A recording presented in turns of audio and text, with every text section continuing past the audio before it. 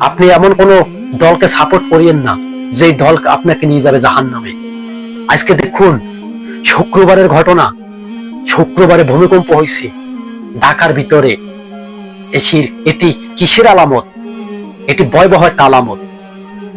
ভূমিকম্প হয়েছে, মানুষকে সতর্ক করছে, মানুষকে হাত জোর করছি, এখনো সময় আছে, ভালো হয়ে যান।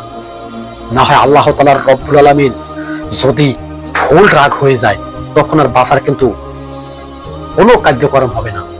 আজকে সবাইকে বলবো, ইসলাম আপনার জন্য আমার জন্য ফরজ। ইসলামকে ভালোবাসা শিখুন, ইসলামকে বুকে ধরুন, ইসলামকে বুকে আঁকড়েই ধরুন।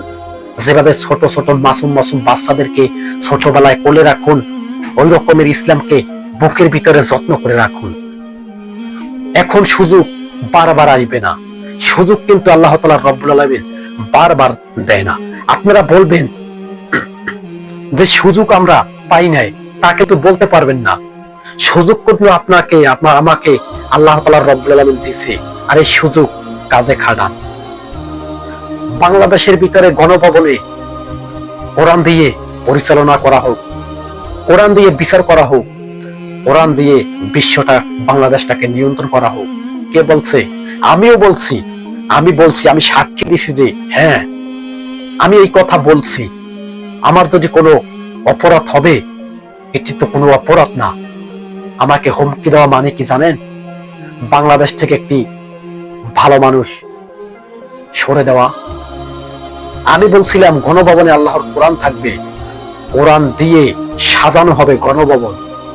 এমন একটা দিন আসতে চলেছে, ইসলামের পতাকা, কলেমার পতাকা শু করে উঠবে। এই ভূমিকম্পের কথা মনে করিয়ে দিয়ে এখনো, এই ভূমিকম্পটা কি?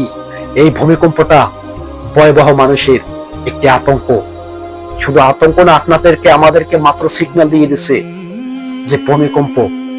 তবে এখনো বলবো, ইসলামকে বুকে আঁকলেই ধরুন, আপনাকে আমাকে আল্লাহ তাআলা রব্বুল আলামিন নিজে বুকে আঁকলেই রাখবে।